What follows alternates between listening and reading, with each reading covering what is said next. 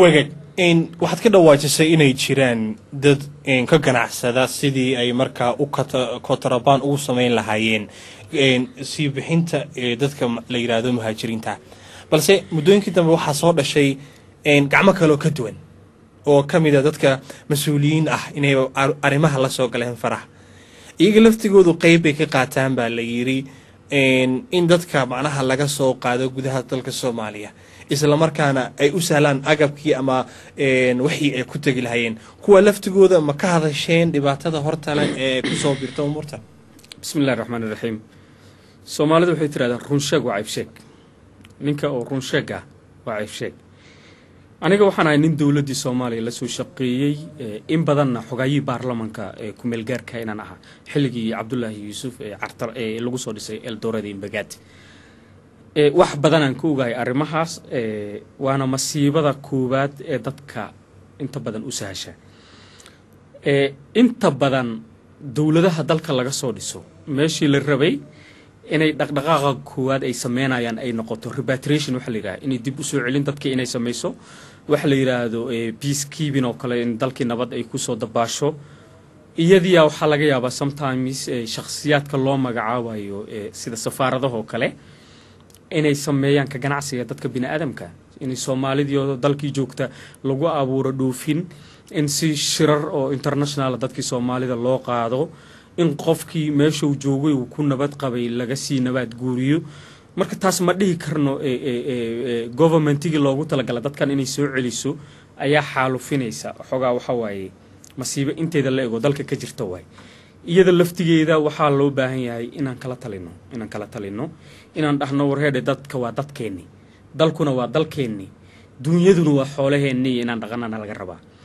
in dalkan lahayn iyo dadkan lahayn haddii isigaan carra dhoobay ahayn oo carra quruxa qorax fiican leh baraf aan ka jirin aan dalkii dadkii isku abuurno on ka shaqeeyno horumarkii lagu gaari lahaa nabad waarta nabada naas la nuugale oo dabaasha oo dhalinyaradii ay hoggaanka kaalin fiican ka qaataan oo horumarka rasmiga ah oo loo baahan yahay in waxbarasho ahaan agab ahaan caafimaad ahaan inaan inta la cover gareeyo dalkii wax lagu soo kordhiyo wallaahi inaan been ku sheegin waxaana lagu tilmaamaa dad philosopher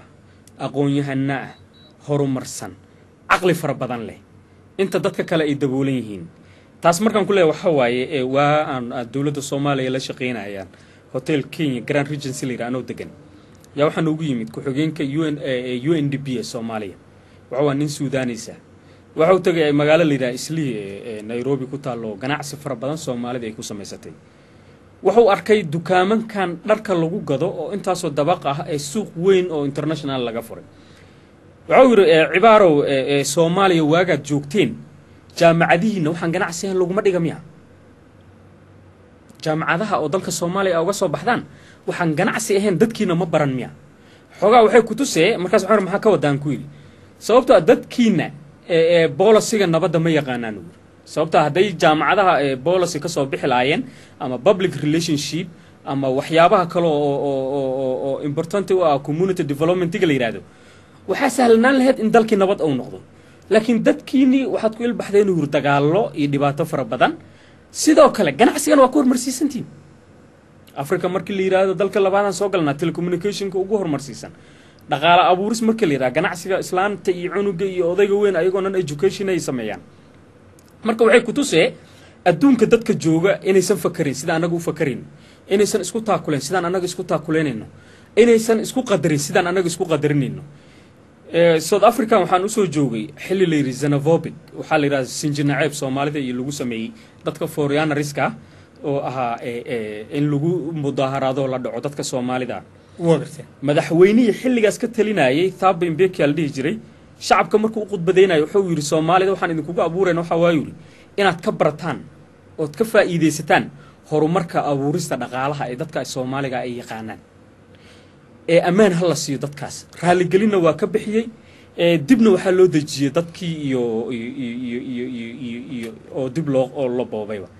marka dadka Soomaaliga waxay ku tusaysaa ayagoon waxbarasho intaas leeg aan helin iyo agabkii loogu talagalay inuu qofkii bay'ad ahaan uu u dhisan yahay cilmiyan uu u dhisan yahay target ahaan uu u dhisan yahay horumarkana uu sameyn karo kaliya waxaa naga maqan qaybtii bolisiga oo loo baahnaa rag u tababaran cilmi u leh darajo u leh horo u soo heen jiray ama wax u soo barto inuu dalkii dadka leader garay example haddaan u soo qaato aan kaa qasee waxaa hoggaankahay maanta markaad nin walba cilmi baaris ku samayso dib u sii baarto waxay ku tusaysaa inaysan ehel u ahayn dadka siyaasadda inay hoggaamiyaan loogu talagalaysanayn ama inuu ku yimid qori ama inuu ku yimid saaxiibtinimo ama inuu ku yimid xisbi markaas taladaa xoog ku soo qabsaday oo diimid marka qofkii goormee dalkii uu helaa ninkii uu xaq bixi lahaa siin lahaa xuquuqdii dadka loogu talagalay hormarin lahaa dalka iyo dadka ama wax u soo bartay ama ku soo bartay dhiigga dadka qofkaas marka goormee la helaawa jaanis ba lama siinin oo qofkaas ku soo gaaro bay-adii siyaasadeeda loogu talagalay cibaar maadaama aynu ku jirna barnaamijkan xog waran oo aynu ku qaadaa dhigayna dhibaatada iyo sila ay leedahay tahriibayaashu isla markaana adigu aad tahay siyaasina aad ku jirtid maadaama aad tahay dadkan inta badan researchka ama baaritaan ku sameeyay xagga tahriibayaasha isla markaana siyaasi ahaa soona maray xilka xogayaha gudoomiyihii baarlamaanka ee dowladii federaalku markaa hayay Cabdullaahi Yuusuf isla markaana gudoomiyuhu ahaa Shariif Xasan Sheekh Aadan dhibaatada hadda taagan xagga tahriibayaasha wax siyaasadda ma ka dhaxdhaminaysa ma ku jirtaa baad leedahay inay iyada laftigeedu ay ku dhex maleegantahay inaan hore uga soo hadlaan u maleynaa waxay ka tahay number 1 ka tahay adduunyada target jira ee meelaha referencega gartay dalka hadaan hotor siyaasad la isku haynin dadku isma dilin dalkuna dhibaatadan 20 sano jirsatay ma mareen iyada number 1 ka tahay number 2 waxay ka tahay meeshii la rabay dawladii iyo agabkii siyaasadeed dalku oo lahaa inuu dadkii ku sameeyo inuu dib u soo celiyo isagii inuu haddana ka qayb qaato waxyaabaha la yiraahdo brokeriska uu dadkii qaybtiisa dalka uu ka dhoofiyo dawladii dalka ka jira kuwii hore ku hadda jiraba looma kala reebay sidoo kale qaybaha hogaamiye kooxeedyada inta badan Soomaalida soo dhamartay leaderska opportunity-ga u helay muddo dhowr sano inay hoggaan la'aan dalkii uu ka jiro hogaamiye kooxeedyada ku noolaadaan waxay heleen opportunities fara badan oo scholarship la yiraahdo oo waxbarasho la yiraahdo oo la siiyay dhalinyarada Soomaaliyeed oo qaab dawladeedna ku imaan qaab xisbiyeedna uusan ku imaan oo si shakhsiyaad hogaamiye kooxeedyada loogu deeqay hogaamiyii marka wuxuu sameynaa wuxuu gadanaa ardaydii loogu talagalay inay jaamacadaha ka helaan dalalka dibadda wuxuu ka gadaa dad aan dugsi sare ka soo bixin dugsi hoosana arkin oo uneducated dadkaas markii la geeyay meeshii loogu talagalay waxbarashada accommodationka ay ku lahaayeen horumarka ay ka rabeen ka sameeyaan qofkii marka meeshii maba sii joogayo muddo one day markii uu xagga ka degaba waxaa laga yaabaa dalkii uu tagay inuu inta ka sii gudbo dal kale u gudbo ama uuba inkiraba ninkii ardayga ah jaamacadda u yimid inuusan noqoninba marka siyaasaddu iyadoo ay ka qaadato qaybta koowaad ayaa waxaa sabab u ah in siyaasaddii ay hayaan dadaan arxan lahayn wanaag fara badanna shacabkii dadka aan u hayn kana fakaraynin waxa jira maantay inay ka qiimo badan tahay waxa la heli doona biritoole waxaan u maleynaa in Soomaaliya ay soo marto masiibooyin fara badan waxaa laga yaabaa in daawadayaasha qaarkood ay u arkaan wax inaan sheego ay tahay xumaan laakiin aysan ahayn xumaan in la iskala saaray oo qabiil la isku kala saaray oo laga fakarin ninka shalay la eriyay ee qabiilka lagu eriyay tolow dadkiisina waa la laayay dadkaan ma waysan ahayn dad oo dhibaato geysan ma waysan ahayn dad Soomaali kula ma waysan ahayn dad dhiig kula mudan dadkii marka caadifad waxa la kala geliyay ba'an oo qaab daran oo diiniyan aan banaaneen sharciyan aan banaaneen ee qabaa'il la yiraahdo qabaa'ilkuna wax ma dhisay waa dumiyaa waan gartay